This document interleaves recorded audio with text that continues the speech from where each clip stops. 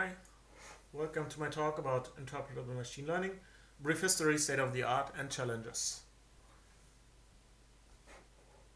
As the title says, it's going to be about these three things. The first part will be the short history, where I kind of look back at the field or the methods that were used in that field to interpret machine learning models, where they come from. And it's going to be both like a look at very long into the past, like 200 years even, but I will also argue that while we have some very old roots, that the field is kind of young in the sense that a lot of things happened just in the last couple of years. The second part will be a methods overview, meaning that I will give a very high level overview of what types of methods we have, so not going too much into specific methods, but more talking about what types of explanation they can deliver, and how they approach the problem of how to interpret a model. And the third part, I will talk about the challenges, but that I mean like what still prohibits us from using these tools, or what are the limitations of these tools. So some of them might just require more research, but some of them might just also be limitations that we just have by the method itself. About me, I'm a PhD student at the Statistical Learning and Data Science chair at the LMU. So this photo, that's our group. We have grown much bigger than that in the last year or so. So I think we're like 30 people, like PhDs, postdoc, and under the supervision of Professor Bernd Bischel. But I've lost count actually how many we are at this point. My research is on interpretability, as you could have guessed, and I've written a book about the topic, and also an R package that can be used to interpret machine learning models. Let me start with a very short history, and it's not specifically about interpretability of machine learning models, but more general of interpreting models that were learned on data, because I think that's the origin of what we use today for interpretable machine learning. Arguably, we can go back even more than 200 years with the invention of linear regression models. So linear regression models, the idea was to have some, like a sum, a weighted sum that can give us some prediction, and this idea is very old. By Gauss, invented by Gauss, but also used very early on, for example, for the social modeling data in the social sciences. And you will see it's still very popular today, as you probably know, but you will also see that it's a building block for many interpretation methods that we use today. This simple idea of having a weighted sum where the weights are learned from data. So, and while I think like one big pillar is like this whole linear regression modeling part, which comes more from the statistics, we also have a big movement which is the rule-based machine learning, and you get there all these abbreviations like AID, CHAID, ID3, and so on, which are mostly like decision tree algorithms, but it can also be decision rules and so on. So rule-based machine learning is the other big pillar, and where we learn kind of rules, simple rules, which often can be represented as if-then statements. And they emerged around like the 1960s, but got more tractions in the 1980s and so on, and are still being researched today. Then the popularity really rose later on for machine learning. And I want to mention here especially the random forest. Well, the random forest is, I would consider more of a black box model. But one reason I want to mention it is because it's very popular, but also I think one of the reasons it became popular is because the random forest came with built-in interpretability, in this case a feature importance measure, which helps to explain how a random forest makes a prediction, or at least which were the most important features for making predictions in general. So I think this is a big milestone, and I just use random forest here as an example, but of course many models have been proposed that have some kind of built-in interpretability, or some first tools were introduced. And also at the same time, of course, if you're more like in the statistician field, statistics field, there you have also all these models which are from the ground up for designed for interpretability, but not necessarily have this machine learning-like approach with external validation and so on. Okay, not necessarily interpretability related, but I think very important for the history of interpretability is the deep learning boom, which came around 2012 when ImageNet was won by a deep learning approach, because this, I think, marks the beginning of this huge hype for neural networks, for deep learning, so which kind of helped to pour a lot of resources, to draw a lot of resources into this field. And with all these resources, of course, came a lot of new research outputs, and people started thinking about it. Companies started thinking about using machine learning suddenly, even though, well, they often didn't need deep learning, but actually tools that were around much longer and already mature much longer. But it doesn't matter. So this sparked a lot of interest. But I would say with like a few years of lag, this deep learning boom, or let's say more general machine learning boom, also started a interpretable machine learning or explainable AI boom, because people then realized, hey, we have to use interpretability. So, and I'm not saying that people before didn't think about it, but you can see also in the data that this really caused like a lot of research to happen, a lot of searches for this term to happen, and so on. So let's look at the Google trends for explainable AI and interpretable machine learning. So this really rose in the last years. And same for citations that use those keywords. So arguably, of course, this could be just because we got a new name for it, but I would say that this is a part of this, this part of this younger history, that not only have we gotten like this boom in new research and so on, especially also in this model agnostic type, which I will explain later, but also it's kind of like a compact field now, or at least it is a field, so we have a name for it. Well, we can't agree on one, but I think with explainable AI or interpretable machine learning, it's clear now that this all belongs together somehow. So, and I would argue that we are kind of at a first state where it's kind of getting more mature, the field as a whole. So first of all, I mean, it's like a lot of things happened in the last years research-wise, but also a lot of things happened software-wise, startups and so on. So if you look at the software tools, we have a lot of packages now that implement these methods. So it's not only on paper, in the ivory towers of academia, but people can actually use methods to interpret their machine learning models.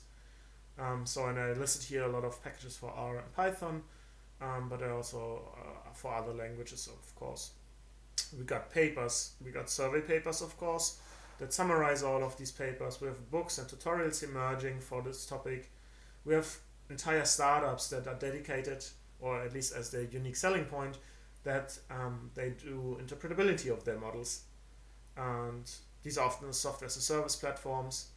But we also see like a lot of regulation happening. So for example, I work together with someone to talk about how, like, if you want to introduce a new medical device, and this has to go through a lot of checks, of course, to show that it's efficient but also safe. And this kind of regulation also now applies if you have machine learning in your tool, but it's much more difficult to evaluate if or to show that your product is safe and efficient. So, and well, in other fields and so on, you also see regulation coming for machine learning. And of course, we have conferences and workshops where we discuss these things, like yeah. So briefly, I want to go over the motivation for why we need interpretability anyways. So why is this like happening? Why is there so much research happening and so on? I think you might already know this, but I want to summarize it quickly here. So one is because you need, when you have a problem and you solve it with machine learning, so you kind of reframe your problem into a prediction problem, and then you have a machine learning model that kind of predicts well what you want to predict. Then okay, that's great. And if you're a scientist, then well, you can report these numbers and say, hey, we have a model that predicts it very well. But usually you want to have a model that not only predicts well, but you also want to have an explanation why. Especially if you're a scientist, you want to know like what were the reasons for the prediction. And because in the end you want to generate knowledge. So this here, what I have here is an example from ecology. And in ecology, there's a lot of, interestingly, there's a lot of machine learning being used already, and also a lot of explainability tools. And this here is an example of a prediction model that predicts whether the African elephant appears on some place or not. Like here you see site A, site B, site C, and the prediction model then relies on things like, so if we look at the very important like a precipitation and so on in the mean temperature. So here you see an example where like a prediction model, we have a prediction model that predicts the occurrence of the African elephant based on some conditions and weather and in the climate at the places and so on.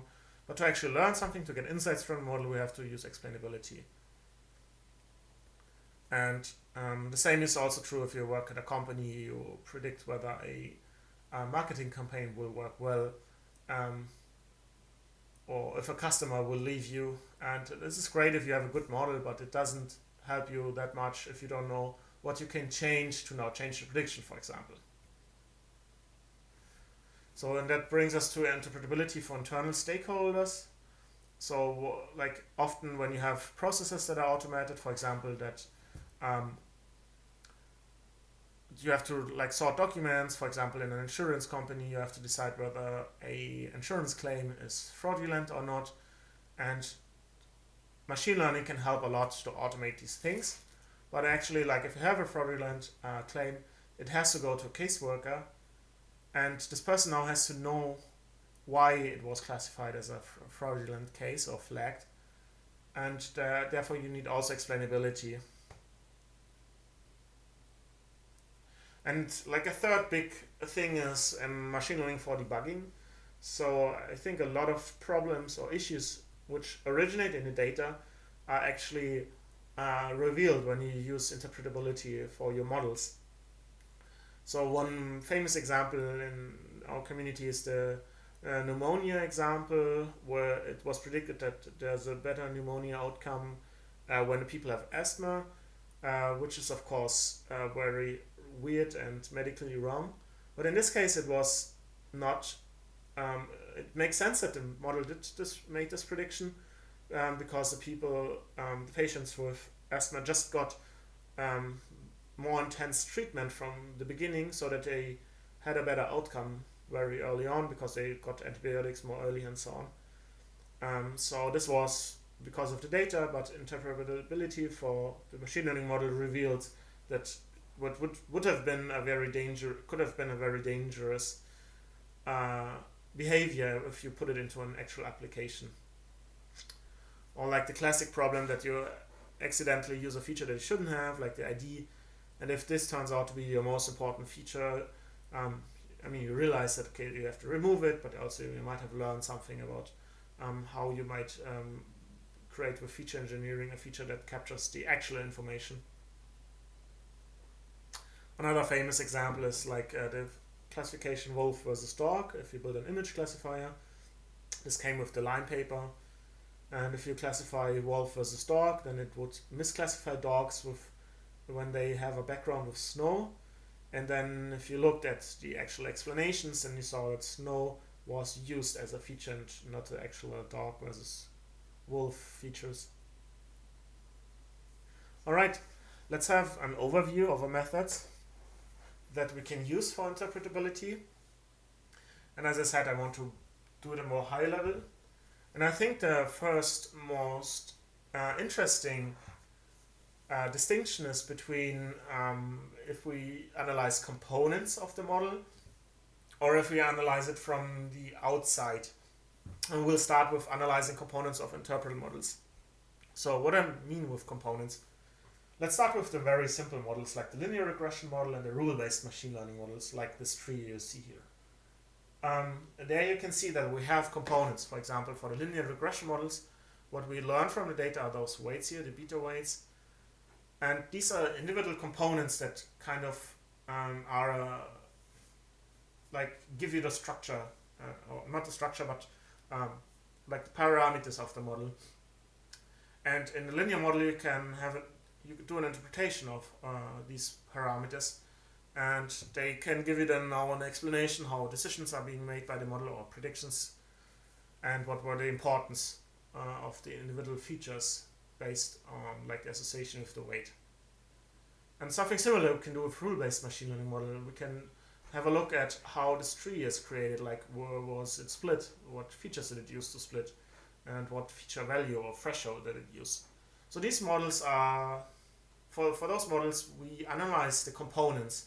So we look at the model, we either take the structure in the case of like this decision tree or individual parameters as in the case of linear models and interpret them more or less individually. So but this approach not only works for these simple models, but they also work for more complex models. We just have to do more work. So if you have like a neural network, which can be very complicated, so for example like well, it doesn't matter, any architecture really. So if you have like lots of layers with lots and lots of weights, so how would it make any sense to interpret if you have like a million weights? Why would you interpret a single weight? So, or that's the first question. The second question is how would you even do it? And the answer is that for the second question at least, that you can do it. So for example, you can try to find the image that maximizes a single neuron the most. And you might have seen these results, and if you look at neurons, or you can also do this not only for single neurons but for whole layers. If you do it for whole entire layers or feature maps, then you can see these images emerging that the neural network is most activated at the lowest layer with simple structures like edges, and it gets more and more abstract the higher you go. Like then you get textures recognized and patterns, parts, and in the end, like the last convolution layers, they detect more complex objects. So this is also an approach where we have to put in more work, but it also is an approach where you analyze individual parts of the machine learning models. So, and there's lots and lots of these approaches. I mean, any approach like generalized linear models and so on, they are all in this category where you try to then assign some kind of meaning to the individual component, like a weight or the structure of the model and so on. And there's also ways to increase this interpretability, like adding monotonicity constraints and adding sparsity constraints, or enforcing a neural network to learn disentangled representations. So this was very brief for a very, very big field, or part of the field. But as I said, it's just an overview, and then it's only one part. So the other part would be that you can analyze the sensitivity of a machine learning model. So instead now of looking inside the box and looking at individual parts of the model, we pretend that we don't even want to look or cannot look inside of the box, but still want to learn something. Now the question is, how would we do that? Like, how could we describe what the machine learning model does when we have no means to look inside? And the answer is that we do some kind of sensitivity analysis. So we change the inputs and observe how the output changes. And this is a very simple approach for which we only need access to kind of the function that maps our features to the black box prediction. And we don't need to see anything that's happening inside. So, and it's interesting because it's a very powerful approach and you can do a lot of different interpretation or build a lot of interpretation methods based on this idea. This idea is of course not new. So there's a field that's called sensitivity analysis, which does the same, and it's very similar, but it does it for more like computer simulations. So here I would make the distinction between explaining individual predictions and the global behavior.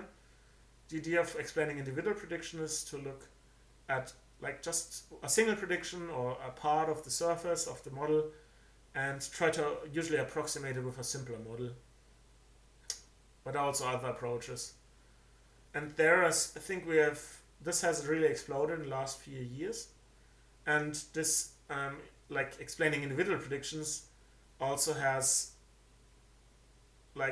profited a lot from bringing in ideas from other fields.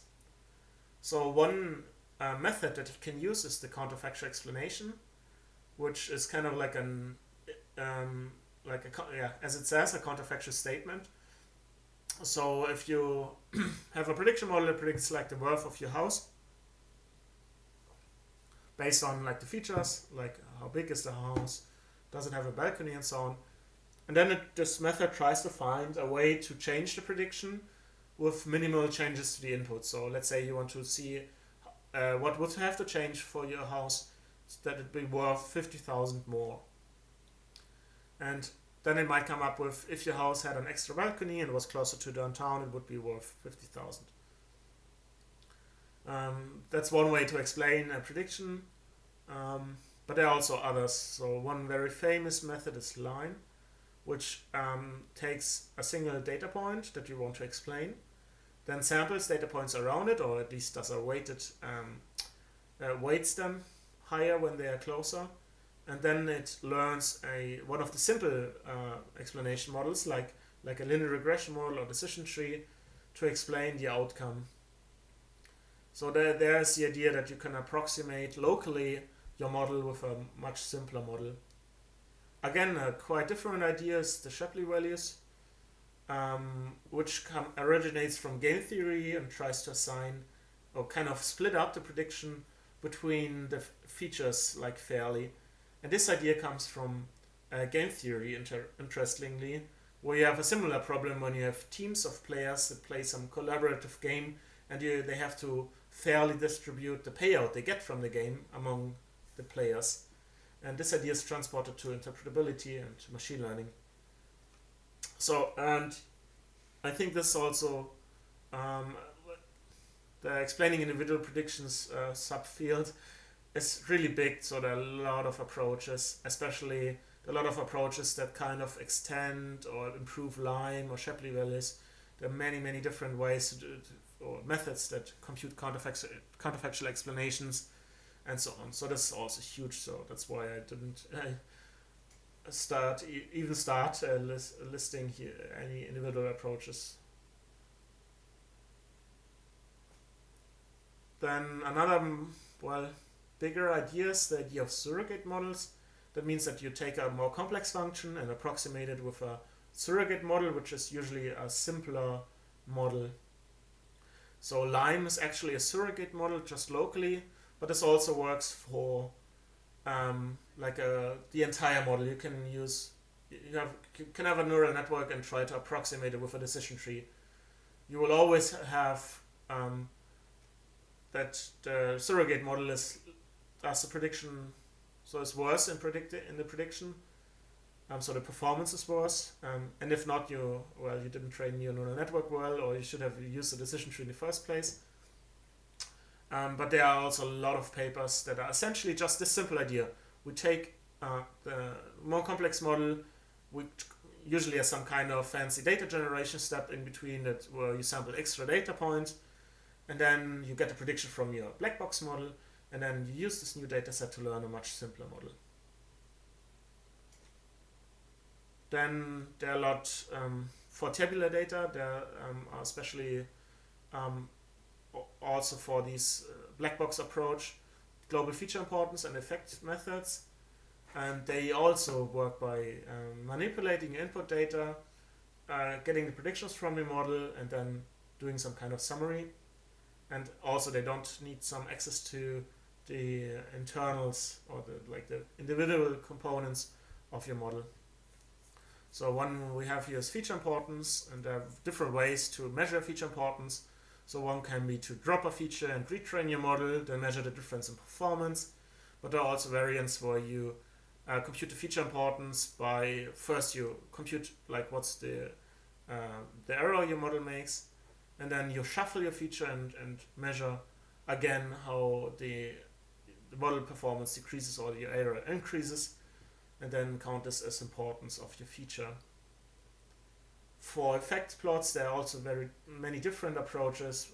One of the most famous ones is the partial dependence plot, and there the idea is that you, for each, so you have a grid of your feature, like here the size of the living area, and for each data point you replace, or for your whole data set you replace all of the sizes of living area feature with the value of 50, for example, and then you compute the average prediction for it, and then you do this for the whole grid, and you get kind of a curve which tells you, like, on average, when the size of the living area changes, how does the prediction change on average.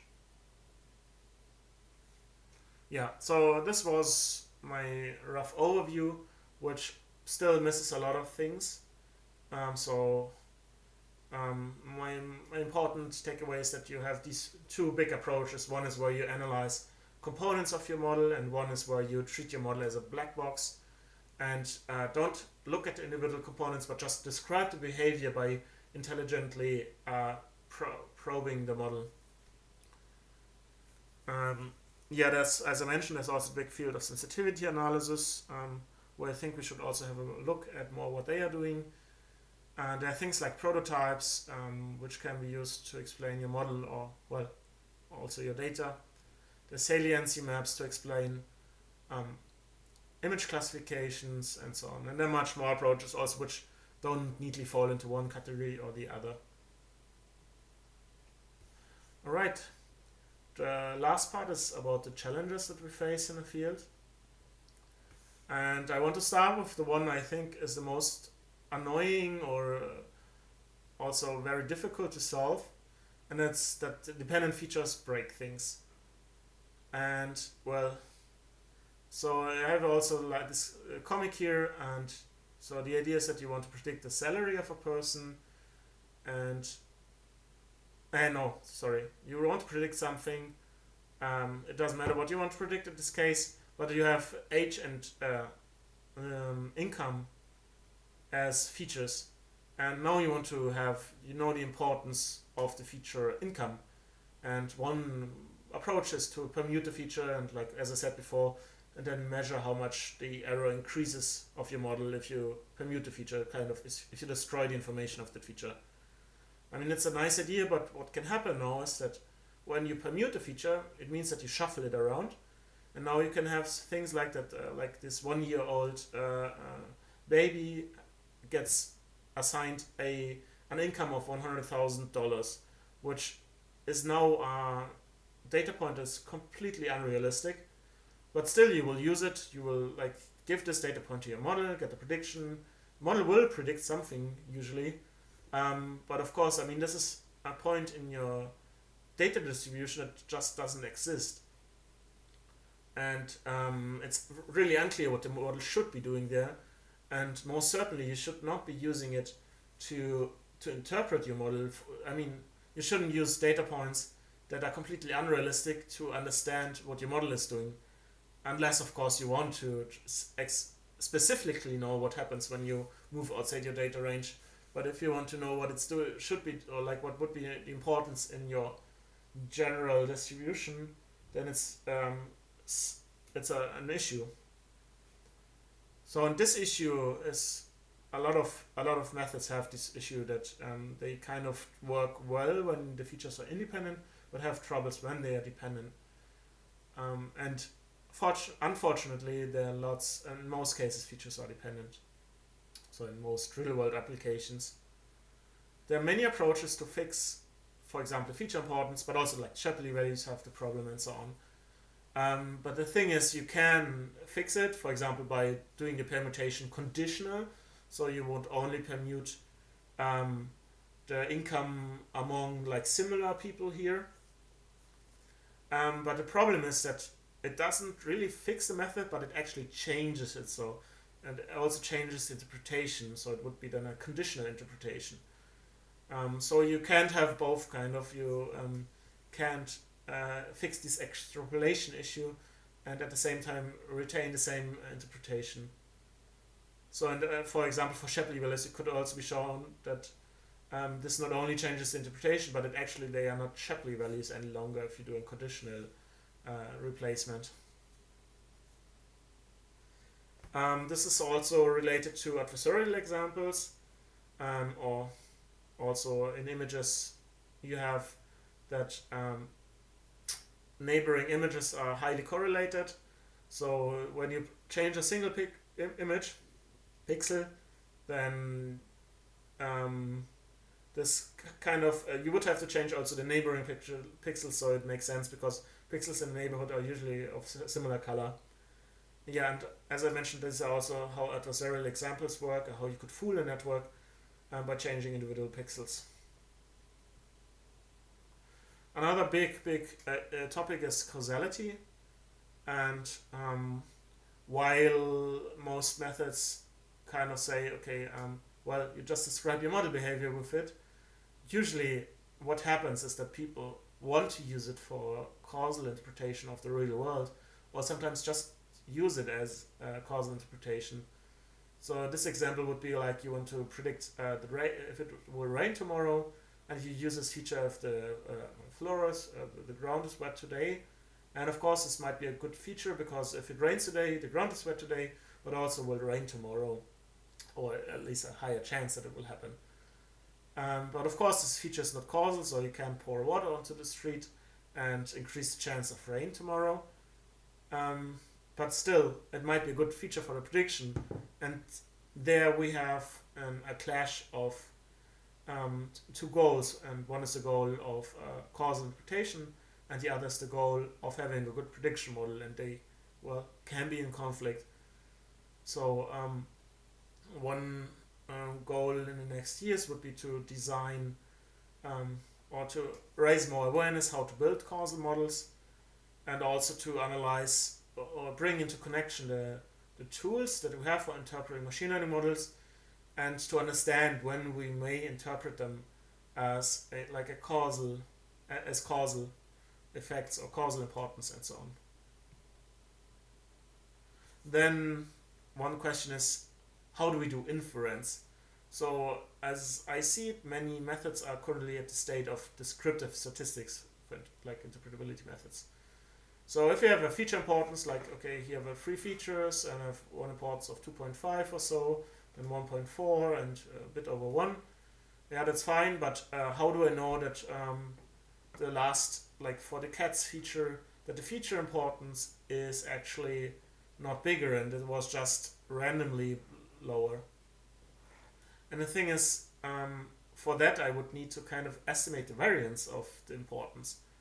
And even better would be to have confidence intervals for these importance estimators. And I think that's one big direction that the field should be going to bring like this rigor that we have in statistics to the field of interpretability for machine learning models. So, and if we even go one step further, it would be like, so this is, because this is the feature importance for the model, but maybe there are some conditions when we are allowed to interpret the model in place of the real world, so that we can say, hey, this is the feature importance, in reality, that's how important cats are for the predictions in this case, um, for for also the real world phenomenon we are studying. So, but there has to happen a lot of research to understand when we are allowed to do this and to construct valid confidence intervals and so on. And then there's this huge critique of the field that we lack a good definition of interpretability or explainability. So this is together with that it's difficult to measure interpretability. So when you propose a new method for interpreting a model, maybe it's even improvement of another method, or you at least claim it's an improvement. How do you show actually that it's an improvement? Because for this, for machine learning models, it's easy. You can say, hey, the performance on these 10 benchmarks increased. There's some critique for this as well, but well, in theory, you can do it. You can say, hey, my model just predicts these examples better than any other model. Well, for explainability or interpretability, it's unclear how to measure or what would be the better explanation for an individual prediction, or what would be the correct feature importance for, and so on. And this makes it really difficult. And also, as an example, I want to give these image classification, these saliency maps, which are based on a gradient of the deep neural networks. And research has found out that there was research about it, that many of these methods are actually just kind of glorified edge detectors. So they basically show you the edges of the images. So they're quite insensitive to the actual machine learning model. And they look kind of reasonable then as an explanation, but they are not good explanations, and it's really difficult also to judge what's the correct explanation for a classification of an image by a deep neural network. So this will be difficult, but I think the direction we're going is that we get a lot of individual measures of how well an interpretation method works, and we are carving out more and more, or creating more and more kind of simulations or definitions of how an interpretation should look like. So yeah, that concludes my talk. In summary, interpretive machine learning is a very young field, but it has a long history based on computer science and statistics. And as I argued, it has reached the first stage of usability and stability, but there's still many challenges ahead. So I don't think it will get boring in the next few years, but we will see still a lot of improvement.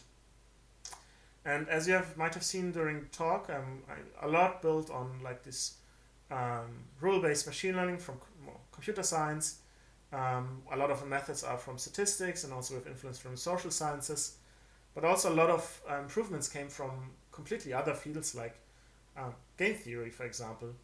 And it might be interesting to look also more into other fields to make these new connections, but at the same time also use more of this rich knowledge that we have from rule-based machine learning and statistics to improve the methods. Yes, thanks for listening, and goodbye.